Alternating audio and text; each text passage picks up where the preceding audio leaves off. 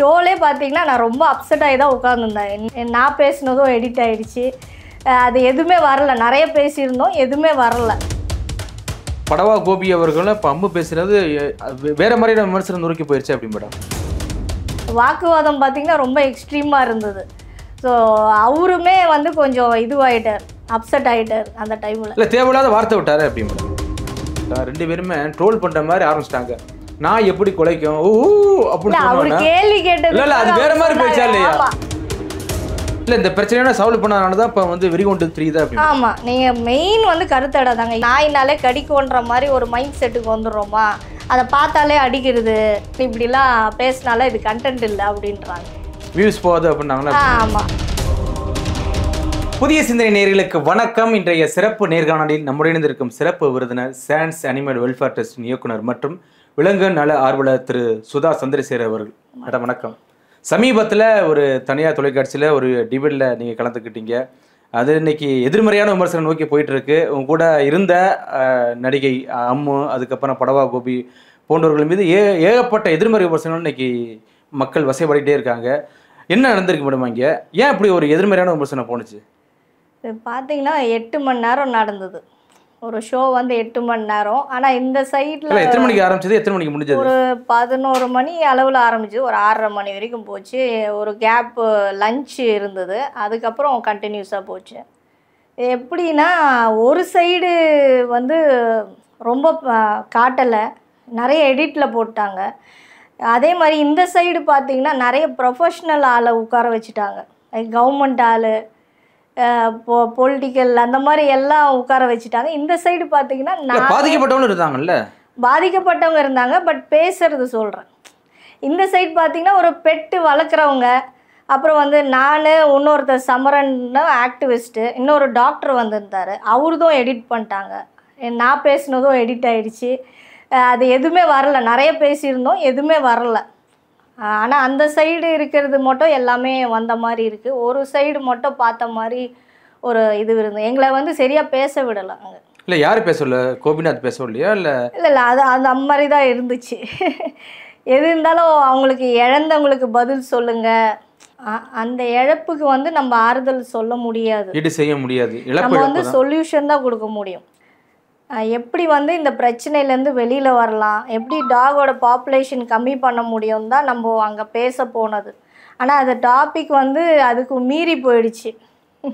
இல்லை மேடம், ஒருவேளை இப்போ படவா கோபி அவர்களும் இப்போ அம்பு பேசுகிறது வேறு மாதிரியான விமர்சனம் நோக்கி போயிடுச்சு அப்படி மேடம். இல்லை அவங்களுமே பார்த்தீங்கன்னா அதான் நான் சொன்ன மாதிரி 8 மணி நேரம் ப்ரோக்ராம். நீங்கள் வந்து எனக்கு தெரிஞ்சு நீங்கள் வந்து ஒரு விலங்கு நல்ல ஆர்வலர் பண்ணிட்டு இருக்கீங்க. ஆனால் அவங்க வந்து ஒன்லி அவங்க வீட்டில் வளர்க்குறாங்க, ஒரு 4 டாக் வளர்ப்பாங்க போல. ஸோ அதை ஏன் இப்போ ஸ்ட்ரீட் டாக்கையும் வச்சு ஒப்பிட முடியுமா? இல்லை அவங்க கிட்ட இந்த மாதிரி கேள்வி கேட்கும் போது நம்ம வந்து ப்ரொஃபஷ்னலாக பதில் எதிர்பார்க்க முடியாது. அவங்க என்ன பண்ணாங்களோ அதை தான் அவங்க வந்து சொல்லுவாங்க, அவங்க அனுபவத்தை சொல்லுவாங்க. எங்க ஏரியா சொல்றாங்க. இல்ல அவங்க சொல்றாங்கல்ல, எங்க ஏரியால எங்க டாக்லாம் அப்படி இருக்கு இப்படி இருக்கு அப்படிலாம் சொல்றாங்கல்ல. அவங்க ஒட்டுமொத்த அவங்க ஏரியாவும் இழுத்துக்கிறாங்கல்ல. அவங்க வந்து அவங்களோட அனுபவத்தை தாங்க சொன்னாங்க. அவங்களும் ஒரு பெட்டு வளர்க்குறாங்க. ஸோ அது எப்படி ஒரு லவ்விங்காக இருக்கும், இந்த மாதிரி தான் அவங்களுக்கு தெரியும். நம்மள மாதிரி ஒரு ஆக்டிவிஸ்ட் பேசுகிறதுக்கும் அவங்களுக்கும் வித்தியாசம் இருக்கும். அவங்க வந்து குழந்தைன்னுவாங்க, இல்லைனா சில பேர் வந்து எப்படி சொல்லுவாங்கன்னா அதை வந்து அதுவே பெரிய தப்பு தானே. குழந்தை நம்ம வந்து மனுஷனுக்கு வந்து ஈக்குவலாக பேச முடியாதுன்னு வச்சுங்க, என்றைக்குமே கம்பேர் பண்ண முடியாது. பட் அவங்க வந்து அவங்களுக்கு அந்த டைமில் வந்து அவங்களோட எக்ஸ்பீரியன்ஸை ஷேர் பண்ணியிருக்காங்க, அவ்வளோதான். அது ஒரு கேஷுவலான டாக்கு.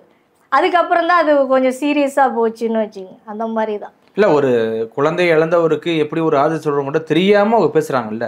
அவரே கேட்குறாரு, படவா கோபியே கேட்குறாரு, நீங்கள் ஏன் 9 மணிக்கு பக்கத்துக்கு போகிறீங்க அப்படின்னு கேட்குறாரு. இதெல்லாம் ஒரு தப்பான ஒரு வார்த்தையாக தெரியலையே அப்படி? இல்லை அவர் நிறைய பேசினாருங்க. பட் வந்து அவங்க சுருக்கும் போது அது வந்து இதுவாக இருக்கும். அவரும் காமெடியாக கொஞ்சம் பேசினார். ஆனால் இருக்கிறதுலே பாவம்னு பார்த்தீங்கன்னா அவர் தான்.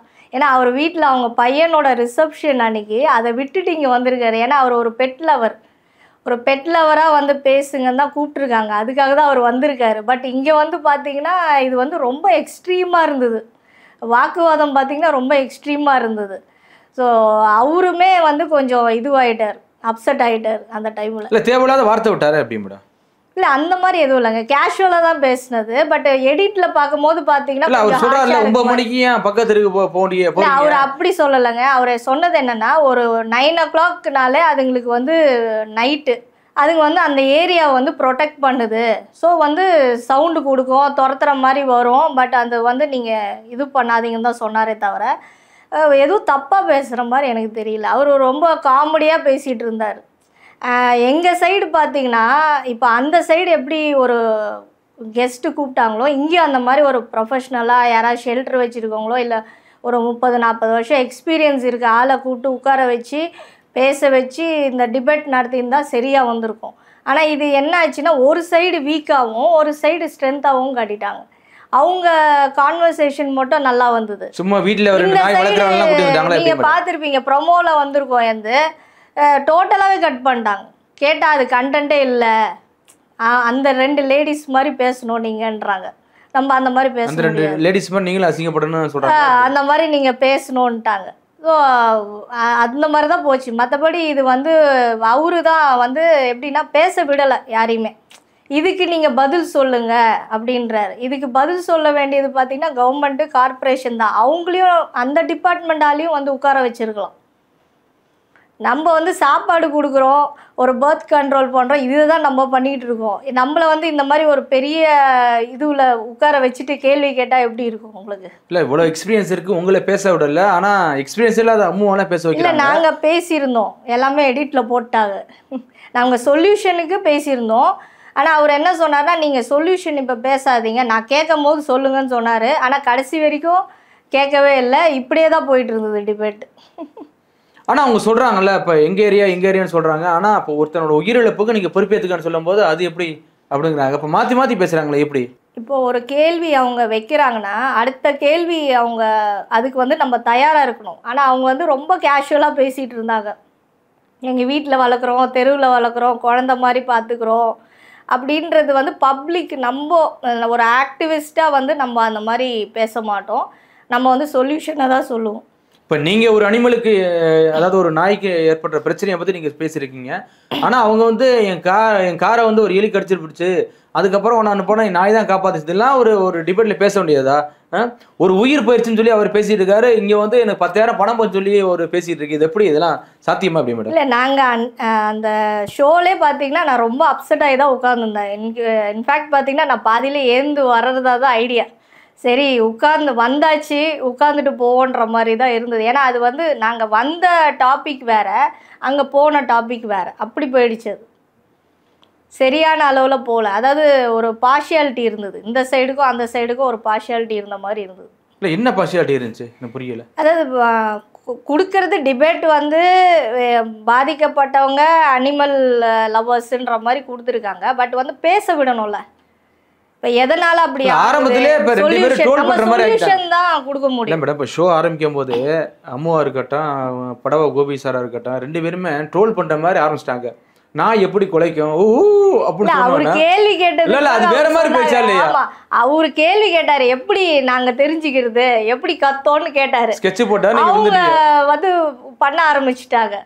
எதிர்க்க இருக்கவங்களும் சிரிக்க ஆரம்பிச்சிட்டாங்க, இங்கே இருக்கவங்களும் சிரிக்க. அது வந்து அவர் கேட்கும் போதே இவங்க கொஞ்சம் உஷாராயிட்டு அந்த மாதிரி எதுவும் நம்ம பண்ணக்கூடாதுன்ட்டு அமைதியாக இருந்திருக்கணும். இவங்க பதிலுக்கு பதில் பண்ணவே அது அந்த மாதிரி ஆயிடுச்சு. இப்போ உங்களுக்கு தெரியும் எதுக்காண்டி குலைக்குது, ஏன்னா பல கிட்டத்தட்ட ஆயிரக்கணக்கான குலைச்சி காட்ட முடியாது இல்லையா? குலைச்சி காட்டும் போது அது வந்து கிண்டலாம். அவங்க எப்படி குலைச்சி காட்டுறாங்க? எப்படி ஒரு 4 நாயை வளர்த்து அவர் சொன்ன உடனே பண்ண ஆரம்பிச்சிட்டாங்க, வேற ஒன்றும் இல்லை. அது ட்ரோலா போயிட்டு இருக்கு, அது ட்ரோலா போயிட்டு இருக்கு. ஆனா இப்போ ஒரு உயிர் பயிற்சி சொல்லும் போது அதுக்கு முக்கியத்துவம் தராம ஒரு நாய்க்கு என் குழந்தைங்கிறால அது எப்படி மேடம்? இப்போ இது வந்து அது கம்பேர் பண்ணக்கூடாதுங்க, மனிதர்களோட ஒப்பிடக்கூடாது. நம்ம எப்பவுமே வந்து இப்போ நம்ம ஆக்டிவிஸ்ட்னா இவங்கள வந்து கட்டுப்படுத்துறது எப்படி, இவங்களால நம்ம மனிதர்களுக்கு எப்படி பாதிப்பு இல்லாமல் இருக்கணுன்றதை தான் நம்ம சொல்ல வரோமே தவிர கடி வாங்குங்க இல்லை இழந்தா எங்களுக்கு என்ன வந்தது, எங்களுக்கு அதில் வருத்தம் இல்லைன்னு நாங்கள் சொல்லவே மாட்டோம். ஏன்னா எங்கள் வீட்லேயும் குழந்தைங்க இருக்குது. கண்டிப்பாக எல்லாம் நாங்கள் இதே பிரச்சனை தான் எங்கள் ஏரியாலேயே வந்தது, துரத்துது, கடிக்க வருது அப்படின்ட்டு. அப்போ நான் எங்கள் ஏரியாவில் என்ன சொன்னேன்னா ஒரு 2 மாதம் டைம் கொடுங்க, நான் இதை சரி பண்ணுறேன் அப்படின்னு. என்ன பண்ணேன், எல்லாத்தையும் கருத்தடை பண்ணேன், எல்லா நாயும் கருத்தடை பண்ணோம். பண்ண அப்புறம் பார்த்திங்கன்னா அதுங்களுக்கு ப்ராப்பராக சாப்பாடு கொடுக்குறது, தண்ணி எல்லா ஏரியாலேயும் தண்ணி வச்சோம். இப்போ பார்த்திங்கன்னா எந்த கம்ப்ளைண்ட்டும் இல்லை. இந்த மாதிரி ஒரு ஒரு ஏரியாலையும் பண்ணணுன்றோம். இப்போது நம்ம கருத்தடை மையம் வைக்கணுன்றாங்க. 5 தான் இருக்குது. நம்ம சென்னையில் பார்த்தீங்கன்னா 5 பவுண்டுலாம் இருக்குது. 5 மையம் தான் இருக்கு. 5 தான் இருக்குது கருத்தடை மையம். இதில் வந்து எல்லா நாயும் ஒரே இடத்துக்கு கொண்டு போகும்போது அது ஒன்றுத்துக்கு ரேபிஸ் இருந்தாலும் அது வந்து பரவிடுது. அப்போ எல்லாம் அதிகரிக்குது. இதை வந்து கட்டுப்படுத்தணும்னா ஒரு ஒரு ஏரியாலையும் ஒரு கார்ப்பரேஷன் ஸ்கூல் எடுத்தோ இல்லை மண்டபம் கல்யாண மண்டபம் எதாவது எடுத்தோ ஒரு 10 நாள் முகாம் மாதிரி வச்சு அந்தந்த ஏரியாவில் வேக்சின் பண்ணிவிட்டு அங்கேயே கருத்தடை பண்ணி அவங்களுக்கு ரெஸ்ட்டு கொடுத்து விட்டுடலாம். இப்போ இதுதான் சொல்யூஷன். இப்போ என்ன சொல்கிறாங்கன்னா கிட்டத்தட்ட 1,80,000 நாய் ஸ்ட்ரீட் டாக் இருக்குது. 1 லட்சம் நாய் வந்து இப்போ வீட்டில் வளர்க்குற நாய். அப்படிங்கும்போது 1,80,000 நாய் மட்டும்தானே இப்போ அப்புறப்படுத்துன்னு சொல்கிறாங்க. அது நல்லது தானே, அதுக்கே எதிர்ப்பு வருது? இல்லை, எங்களுக்குமே அது வந்து ரோட்டில் இருக்கிறது யாருமே விரும்ப மாட்டாங்க. அது வந்து பாசிபிள் இல்லைன்னு தான் சொல்கிறோம். இப்போ இதெல்லாம் எது பிரச்சனை வருதுங்கிறீங்க? இப்போ 1,80,000 நாய் தானே அப்புறப்படுத்துன்னு சொல்கிறாங்க, அது வந்து சேஃப்டி பண்ண சொல்கிறாங்க. இல்லை, அது வந்து சாத்தியம் இல்லை. ஒரு சயின்ஸ் இதுவாக தான் நம்ம சொல்கிறோம். இப்போது அவ்வளோ நாயும் எடுத்துகிட்டு போய் நம்ம ஷெல்டர் பண்ணுறதுக்கு நம்மக்கிட்ட இடமும் இல்லை, சாத்தியம் இல்லை. இப்போ உடனே பண்ண முடியாது. இப்போது மக்கள் வந்து உடனே சொல்யூஷன் தான் கேட்குறாங்க. இப்போ அந்த உடனே பண்ண போகிறது இல்லை மேடம், அதுக்கே அவ்வளோ எதிர்ப்பு வருது மேடம். இது மாதிரி எதிர்ப்புனா அது வந்து இதுவாகாதுன்னு அர்த்தம், ஒர்க் அவுட் ஆகாது. ஒரு இடத்துல நீங்கள் எல்லாம் வைக்கும்போது டிசீஸ் ஓவராக பரவும், நாய்க்கும் ஆபத்து தான். அதே மாதிரி நீங்கள் எல்லா நாயும் எடுக்கும் போது இப்போ ரீசெண்டாக பார்த்தீங்கன்னா ஹரியானா ஃபரிதாபாத்தில் பார்த்தீங்கன்னா எல்லா நாயும் எடுத்துட்டாங்களாம்மா. இப்போ குரங்கு தொல்லை இருக்குது. இப்போ குரங்குனாலே ரேபிஸ் வரும். ஆனால் குரங்கு தூக்கி நீங்கள் ஷெல்டர் பண்ண முடியுமா? அது இன்னும் மோசமாக போகும் நிலமை. இல்லைன்னா நீங்கள் ஒரு ஏரியாவில் எல்லா நாயும் எடுக்கும் போது என்ன ஆகும்னா மற்ற ஊர்லேருந்தோ மற்ற சைட்லேருந்தோ நாய்ங்க உள்ளே வரும். அப்போ பாப்புலேஷன் அதிகரிக்கும். இதை தான் நம்ம சொல்ல வரோம். இதை வந்து கட்டுப்படுத்த தான் முடியுமே தவிர நீங்கள் எல்லாத்தையுமே எடுத்துட்டா பின்னாடி வர கான்சிக்வன்சஸ் நம்ம சந்திக்க வேண்டியது வரும். வனவிலங்கு உள்ள வர ஆரம்பிச்சிடும். இருக்க பார்த்தீங்கன்னா இப்போ இந்த நாய்களுடைய தொல்லை வந்து அதிகமாயிட்டே இருக்கு. இப்ப குழந்தைகள் சரி, பெண்களா இருக்க, மூதாட்டியா இருக்கட்டும், எல்லாரையும் வந்து இப்ப கடிக்குது. எல்லாம் ஒரே சொல்யூஷன் தாங்க சொல்ல முடியும். இது ஸ்லோ தான், பட் வந்து நம்மளால ஒன்றும் பண்ண முடியாது. இது வந்து நம்மளோட மிஸ்டேக் தான். கோவிட் டைம்ல பார்த்தீங்கன்னா கவர்மெண்ட் வந்து மனுஷங்களை மட்டும் பார்க்கும்போது இதுங்களுக்கு வந்து கருத்தடை சாப்பாடு எதுவும் கிடைக்காதனால இனப்பெருக்கம் அதிகமாச்சு. இப்போ நம்ம திடீர்னு வந்துட்டு அவங்கள வந்து குறை சொல்றதுல பிரயோஜனம் இல்லை. நம்ம தான் ஏதாவது ஆக்ஷன் எடுக்கணும். அப்போ இப்போ இதெல்லாம் பேசுகிறத விட்டு மீடியாவில் நாயா மனுஷனா இதெல்லாம் பேசுகிறத விட்டு இதை எப்படி சரி பண்ணலான்றதை தான் நம்ம பார்க்கணும். சாப்பாடு வைக்கிறதுனால வந்து இனப்பெருக்கம் ஆகாது. அதுங்க வந்து சாப்பிட்டதுன்னா ஓரமாக தான் இருக்கும். கருத்தடை பண்ணிட்டீங்கன்னா சாப்பாடு அதுங்களுக்கு வேலைக்கு கொடுத்தீங்கனாலே உடம்பு கொஞ்சம் போட்டுரும். கருத்தடை பண்ணும் போதே அதுங்களால ரொம்ப ஓட முடியாது. அதுங்க ஒரு இடத்துல ரெஸ்ட் எடுக்க தான் பார்க்கும். இல்லை, இந்த பிரச்சனையான சால்வ் பண்ணனால தான் இப்போ வந்து வெறிகொண்டு 3 தான் அப்படி. ஆமாம், நீங்கள் மெயின் வந்து கருத்தடை தாங்க. இதுதான் ஒரே சொல்யூஷனுங்க. ஏபிசி பண்ணால் மட்டும்தான் இது சொல்யூஷன். நீங்கள் அங்கே பண்ணிவிட்டு அவங்கள வந்து வேக்சின் பண்ணி மெயின்டைன் பண்ணிங்கனாலே இந்த தொல்லை இருக்காது. ஏன்னா இதை வந்து திடீர்னு பண்ணணும்னா நம்ம என்ன கொல்லவா முடியும் எல்லாத்தையும்? இல்லை, அந்த டிபேட்டில் கூட நான் சொன்னேன், அது மனிதர்கள் வந்து அனிமல்ஸ் இப்போ டாக்கை வந்து ரொம்ப டார்ச்சர் பண்ணுறாங்க, அதனாலே இப்போ வெறிகொண்டு கடிக்குது, விரட்டுது. அதை தானங்க நாங்கள் சரி இப்போது எங்களை மாதிரி ஆளுங்க இருக்கிறதுனால தான் இந்த 1,80,000ன்றீங்க. இல்லைன்னா ஈக்குவலாக இருக்கும், மனுஷங்களுக்கு ஈக்குவலாக நாய் இருந்திருக்கும். எங்களை மாதிரி ஆளுங்க கருத்தடை, நானே வந்து பார்த்திங்கன்னா 200க்கு மேலே கருத்தடை பண்ணியிருக்கேன் நாய்ங்களுக்கு. அப்புறம் வந்து அடாப்ஷன் கொடுத்துருக்கேன். தெரு நாய்ங்களை வந்து வீட்டில் வளர்க்குறதுக்கு கொடுத்துருக்கேன், தத்து கொடுத்துருக்கேன். ஸோ இந்த மாதிரி தான் நான் வந்து கட்டுப்படுத்திட்டு இருக்கோம். நம்ம கட்டுப்படுத்தினால இந்த அளவுக்கு அது இருக்குது, இல்லை இன்னோட ஒஸ்ட்டாக தான் இருந்திருக்கும். இல்லை, எப்படி இப்போ நாயை வந்து எப்படி டார்ச்சர் பண்ணுறாங்க, மனிதர்கள் போய் எப்படி டார்ச்சர் பண்ணுறாங்க, அதனால தான் இது மாதிரி பிரச்சனை வருது அப்படின்னு சொல்கிறாங்க. என்னன்னா ஒரு புரிதல் இல்லைங்க. நம்ம வந்து நாயினாலே கடிக்கோன்ற மாதிரி ஒரு மைண்ட் செட்டுக்கு வந்துடுறோமா, அதை பார்த்தாலே அடிக்கிறது, சுடு தண்ணி ஊற்றுறது, ஆசிட் ஊற்றுறது, இந்த மாதிரிலாம் பண்ணிக்கிட்டு இருக்கோம். அப்போ அதுங்களுக்கும் நம்மளை கண்டா இப்போ நம்ம எப்படி அதுங்களை கண்டா பயப்படுறோமோ அதுங்களுக்கும் ஒரு பயம் வந்துடுது. இப்போ ஒன்றும் இல்லை, இப்போ ஒரு 3 நாளைக்கு முன்னாடி ஒரு ஃப்ளாட்டில் பார்த்தீங்கன்னா குட்டி போட்டு வச்சுருந்தது, அந்த குட்டியை வந்து கல் போட்டு நசுக்கி சாவடிச்சிட்டாங்க. அந்த இடத்த விட்டு போக மாட்டேங்குதுன்னு. அப்போ அந்த மைண்ட் செட் எப்படி இருக்கும் நாயோட மைண்ட் செட்டு? மனுஷனை பார்த்தாலே கடிக்கணும். எல்லா இடத்துலையும் எப்படி இருக்கா மேடம்? நடக்குதுங்களா? நிறைய நடக்குது. இல்லை, இப்போ நிறைய நடக்குது மேடம். இப்போ நிறைய நடக்குது. ஸ்கூல் பசங்க கூட போக முடியல மேடம், டக்குன்னு நாய் இப்போ சுற்றிட்டே இருந்து டப்புன்னு பாயுது, துரத்துது. அதுக்கு என்ன காரணம்னா அந்த ஹீட் டைமுன்னு இருக்குங்க, மேட்டிங் டைமுன்னு இருக்குது. அதே மாதிரி குட்டி போட்டால் குட்டியை காக்கிறதுக்குன்னு ஒரு பீரியட் இருக்குது. இதெல்லாம் இல்லாமல் பண்ணாதான் அந்த நாய் வந்து நார்மல் ஆகும். ஸோ இதை தான் நம்ம சொல்லிகிட்டு இருக்கோம். அவங்கள வந்து அந்த அக்ரெசிவ்லேருந்து கம்மி பண்ணணுன்றதுக்கு தான் நம்ம சொல்யூஷன் கொடுக்க முடியுமே தவிர நீங்கள் ஒரேடியாக எடுத்துட்டு பண்ணணுன்றது வந்து சாத்தியமே கிடையாது. நம்மளுக்கு இடமும் இல்லை, அதுக்கேற்ற இடம் இல்லை, மெடிக்கல் இது கிடையாது. அவங்களுக்கு சாப்பாடு போடுறதுக்குனே ஒரு பட்ஜெட் வேணும். கவர்மெண்ட் இதுக்குன்னே ஒரு பட்ஜெட் போடணும். ஏற்கனவே வேக்சினுக்கு இவ்வளோ ஆகுது, இதுவே லாஸ். ஏற்கனவே 10 கோடி நம்ம ஒதுக்கியிருக்காங்க. 20 கோடி ஒதுக்கியிருக்காங்க. அதை என்ன பண்ணியிருக்காங்கன்னா, இந்த மாதிரி தனியார் ஆர்கனைசேஷனுக்கு கொடுத்தாங்க, அவங்கள பர்த் கண்ட்ரோல் பண்ண சொல்லி. ஆனால் அதுவும் ஃபெயிலியரில் தான் முடிஞ்சுது. அது வந்து கணக்குலேயே போச்சே தவிர அவங்க சரியான பண்ண மாதிரி தெரியல பல ஆர்கனைசேஷன்ஸு. அதனால தான் இந்த பிரச்சனை வந்திருக்கு. இது மாதிரி ப்ராப்பராக எக்ஸ்பிளைன் பண்ண தெரியலையா? இப்போ நடிகை அம்முவா இருக்கட்டும், இப்போ படவா கோபி அவர்கள் இருக்கட்டும், இது மாதிரி ப்ராப்பராக எக்ஸ்பிளைன் பண்ண தெரியாமல் தான் மாட்டிக்கிட்டாங்க. இல்லை அவங்க ஒரு பெட்டில் வருங்க, அவங்களுக்கு எப்படி தெரியும் இதெல்லாம்? பேசாம ஓரமா இருக்கலாம், எதுக்கு வாய் விட்டு மாய் கட்டிக்கணும் சொல்லுங்க. இல்ல சொல்றேன் அவங்க. அதுக்கப்புறம் ஒரு வீடியோ போடுறாங்க பாத்தீங்களா, அது என்ன ட்ரோலா வந்துச்சு. எதுக்கு அது மாதிரி வீடியோ? இல்ல 8 மணி நேரம் ஷூட் பண்ணாங்க, ஆனா போட்டது இன்னும் 3/4 மணி நேரம் தான் அப்படின்னு சொல்றாங்க. அப்படிங்கும்போது நம்மள மாதிரி ஆள் வந்து இப்போ ஃபுல்லாவே அந்த மாதிரி ஆள் இருந்திருந்தா இது வந்து ஷோ வந்து பர்ஃபெக்டா முடிஞ்சிருக்கும். ஆனா அது அந்த மாதிரி போல, நாங்க நினைச்ச மாதிரி சரியா போல ஷோ. ஓ, அதனாலதான் கேள்விக்கு பதில் சொல்ல முடியல. அப்படி இல்லை எல்லாமே பதில் சொன்னோங்க, எல்லாமே எடிட்டில் போயிடுச்சு. நான் பேசுனதுல சுத்தமாக வரல. எல்லாருமே கேட்டாங்க, என்ன ப்ரோமோவில் வந்தீங்க இதில் வரல அப்படின்னு. தெரியலங்க எனக்கு. நான் அப்புறம் ஃபோன் பண்ணி கேட்கும்போது, இல்லைங்க அதுதான் கண்டென்ட்டு, அந்த லேடிஸ் 2 பேர் பேசுனது தான், அப்படி தான் பேசணும், நீங்கள் வந்து அந்த சொல்யூஷன் இப்படிலாம் பேசினால இது கண்டென்ட் இல்லை அப்படின்றாங்க. வியூஸ் போகுது அப்படின்னாங்களா? ஆமாம், அந்த மாதிரி சொன்னோடனே எனக்கே சரி இது வந்து இதுக்கப்புறம் பேசுறது வேஸ்ட்டுன்னு நினச்சிட்டேன் நான்.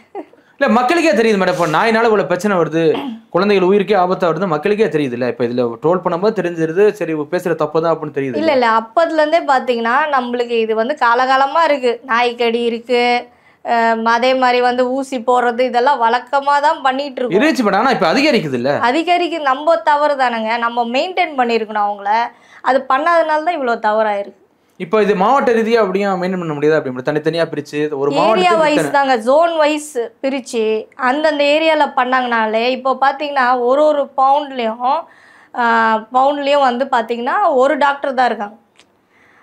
அப்போ அந்த மாதிரி இருக்கும்போது எப்படி நீங்கள் சமாளிக்க முடியும்? நீங்கள் அதுதான் ஏரியா வைஸ் நீங்கள் பண்ணும்போது அங்கேயே முடிச்சிடலாம் அந்த பிரச்சனையை. நீங்கள் பரவுறதோ, இந்த ரேபிஸ் பரவுறதோ, இல்லை டிஸ்டம்பர் பரவுறதோ எல்லாமே தடுக்கலாம். நிறைய வைரஸ்லேருந்து தடுக்கலாம் அவங்க. இல்லை நம்ம அமைச்சர் கூட சொல்லியிருக்காரு, யார் சொன்னா அதுக்கெல்லாம் மருந்து இருக்குது அப்படிங்கிறாரு. உண்மையில அது எப்படி மேடம் மருந்து இருக்குது? அப்படி கடித்தவொடனே ஒரு டிலே பண்ணக்கூடாது. உடனே அந்த உடனேனா எத்தனை மணி நேரம் மேடம்? 24 மணி நேரத்துக்குள்ளே பண்ணணும் வேக்சின், டிலே பண்ணக்கூடாது. அதே மாதிரி பார்த்தீங்கன்னா அந்த கடித்த இடத்த வந்து ஒரு 10 நிமிஷம் சுத்தம் பண்ணும். சோப்போ இல்லை டெட்டாயில் போட்டு சுத்தம் பண்ணிவிட்டு ஒரு ஆன்டிசெப்டிக் ஏதாவது வீட்டில் ஆயின்மெண்ட் இருந்தால் தச்சமே போட்டுட்டு இம்மீடியட்டாக ஹாஸ்பிட்டல் போங்க. வேக்சின் போடுவாங்க, டிடியோட ஒரு வேக்சின் போடுவாங்க. 3ஆம் நாள் ஒன்று இருக்கும், 7ஆம் நாள் ஒன்று இருக்கும், 14ஆவது நாள் ஒன்று இருக்கும். அதை வந்து கம்ப்ளீட் பண்ணிங்கனாலே உங்களுக்கு எந்த பிரச்சனையும் இல்லை. நாங்களும் கடி வாங்கியிருக்கோம், நானும் ரேபிஸ் நாயெல்லாம் வந்து தொட்டிருக்கேன், ரெஸ்கியூ பண்ணியிருக்கேன், பூனை கடிச்சிருக்கு, நாய் கடிச்சிருக்கு, எல்லாம் தான் ஆயிருக்கு. அந்த டைமில் நீங்கள் வந்து பண்ணிக்கிறது நல்லது. எங்களை மாதிரி ஆள்லாம் வருஷத்துக்கு ஒரு வாட்டி போட்டுப்போம், கம்பல்சரி போட்டுப்போம். ஸோ இதை பண்ணிங்கன்னா க்யூர் ஆகும். ஆனால் இப்போ அதை பண்ண தவறுறாங்களா அப்படி மேடம்? அந்த ஒரு 2 நாள் கழித்து போகிறது, அந்த கேர்லெஸ்ஸாக இருந்தீங்கன்னா கொஞ்சம் கஷ்டம்தான். நீங்கள் எதாக இருந்தாலும் இம்மீடியட்டாக பண்ணுறது நல்லது மேடம். இப்போ இவ்வளோ நாய்கள் பிரச்சனைக்கு வர முக்கிய காரணமே நிறையா வந்து ஹைப்ரிட் நாயெல்லாம் உள்ளே வந்துடுச்சு அப்படிலாம், அதெல்லாம் உண்மைதானே மேடம்? அதனாலேயும் இந்த பிரச்சனை வருது. ஹைப்ரிட்னா அது வந்து வீட்டில் வளர்க்குற நாயையும் இதுவும் கம்பேர் பண்ண வேணாம். அது வந்து பெட் பேரண்ட்ஸோட பொறுப்பு. அதுங்களை வந்து கடிக்க விடாமல் பெல்ட் போட்டு கொண்டு போகணும், ஃப்ரீ வாக் கூட்டு போகணும். அதுலேயும் பார்த்தீங்கன்னா இந்த நிறைய தடை செய்யப்பட்ட நாய்கள்லாம் வீட்டில் வளர்க்குறாங்களா? இன்னமும் ப்ரீடிங் பண்ணுறாங்க, வளர்க்குறாங்க. அதை கொஞ்சம் தவிர்த்தா நல்லது. ஏன்னா அதனால் நிறைய பிரச்சனை வருது இல்லையா? ராட்வீலர் கடி, இந்த பிட்புல், இதெல்லாம் பேன் பண்ண டாகு. அதாவது வெளிநாட்டில் பல நாட்டில் வந்து பேன் பண்ண நாய் இங்கே இருக்குது. ஸோ இதை கொஞ்சம் தவிர்க்கலாம். நம்ம ப்ரீடை கம்மி பண்ணுங்க. என்ன கேட்டிங்கன்னா இனப்பெருக்கமே வேண்டான்னுவேன். மனிதர்களுக்கு பொறுமை கிடையாது. இப்போ பாருங்க, உடனே சொல்யூஷன் வேணுன்றாங்க. இப்போ என்ன பண்ண முடியும் நம்மளால? ஸோ வேணாம், உங்களுக்கு தேவையில்லைன்னா நீங்கள் இனப்பெருக்கமே வேணான்ற, அவ்வளோதான், விட்டுருங்கன்ற. எதுவும் நாய் இம்போர்ட் பண்ணி கொண்டு வர்றது எதுவும் பண்ணாதீங்க. இருக்கிற நாயை வச்சு வளங்க. நான் ஏற்கனவே சொன்ன மாதிரி தான், முதல்வர் வந்து இந்த மாதிரி நாட்டு நாய் எடுத்து வளர்க்குறவங்களுக்கு ஒரு 1000மோ 2000மோ ரேஷன் கார்டுலேருந்து கொடுக்குறோன்னு சொன்னார்னா எல்லாமே தத்தெடுக்கப்படும். ஸோ ஒரு சின்ன சின்ன விஷயம் தான். இதுக்கு வந்து கோடிக்கணக்கில் நம்ம வந்து நிதி ஒதுக்கிடணும்னு கிடையாது. இப்போ கூட ஒரு 38 சென்டர் ஆரம்பிக்க போகிறோம். ஷெல்டரோட இந்த மாதிரி கருத்தடை மையம்னு. இது தேவையில்லை, இவ்வளோ அளவுக்குலாம் தேவையில்லை. நம்ம சொல்கிற மாதிரி ஒரு ஏரியாவில் போய் கருத்தடை உடனே பண்ணிட்டு வேறு வழியில பண்ணி தானே ஆகணும். அதை கட்டுறதுக்கு எவ்வளோ நாள் ஆகுங்க? ஒரு பில்டிங் கட்டணும், இதெல்லாம் 2 இயர்ஸ் 3 இயர்ஸ் ஆகும்ல. இப்போ இம்மீடியட்டாக பண்ண முடியாதுல்ல எதுவுமே. ஒரு மையம் ஆரம்பிக்கிறீங்கன்னா உடனே பண்ண முடியாது. இல்லை, அதுவே உயிரிழப்பு ஏற்பட்டுட்டே இருக்கும்ல. ஆமாம், அதுக்கு தான் நாங்கள் இம்மீடியட் சொல்யூஷன் தான் சொல்கிறோம். இப்போ நீங்கள் ஒரு ஏரியாவில் இப்படி பண்ணிங்கன்னா இதை கண்ட்ரோல் பண்ணலாம் தான் சொல்கிறோம். யாரும் வந்து நாயை வந்து நாய் தான் முக்கியம், மனுஷங்க முக்கியம் இல்லைன்னு நாங்கள் சொல்லவே மாட்டோம் என்றைக்குமே. இதை கட்டுப்படுத்த தான் நம்ம சொல்லி கொடுக்குறோம். ப்ரீடிங் பண்ணாதீங்கன்னு தான் சொல்கிறோம். மேடம், இப்போ உடனடி நடவடிக்கை எடுக்கணும் எப்படி மேடம்? இப்போ பார்த்தீங்கன்னா இப்போ ஓப்பனாக நேற்று கூட ஒரு சம்பவம் நடந்திருக்கு, சேலத்தில் எங்கே நடந்திருக்கு. இப்போ இதுக்கெல்லாம் என்ன உடனே ஸ்டாப் பண்ணுறதா என்ன பண்ணலாம்? அதாங்க, இம்மீடியட்டாக நம்ம எல்லாம் வேக்சின் பண்ணி கருத்தடை பண்ண ஆரம்பித்தாலே இது முடிஞ்சிடும். அதுக்கப்புறம் வந்து ஸ்கூல் காலேஜஸில் அவேர்னஸ் கொடுக்கறது, அதை தான் நம்ம பண்ணிருக்கோம். ஸ்டூடெண்ட்ஸ்க்கு கொடுத்துட்ருக்கேன். ஸோ இப்படி தான் நம்ம ஸ்டூடெண்ட் கொடுத்தா அது போய் சேருமா? ஏன்னா இப்போ பண்ணுறது புரிஞ்சுக்கிறாங்க, பசங்க நல்லா புரிஞ்சுக்கிறாங்க. பெரியவங்களுக்கு தான் புரிய வைக்க முடியல, இவங்க பசங்களுக்குலாம் நம்ம புரிய வைக்கலாம். கண்டிப்பாக மேடம், தொடர்ச்சியாக பேசுவோம். மிக்க நன்றி மேடம். நன்றி.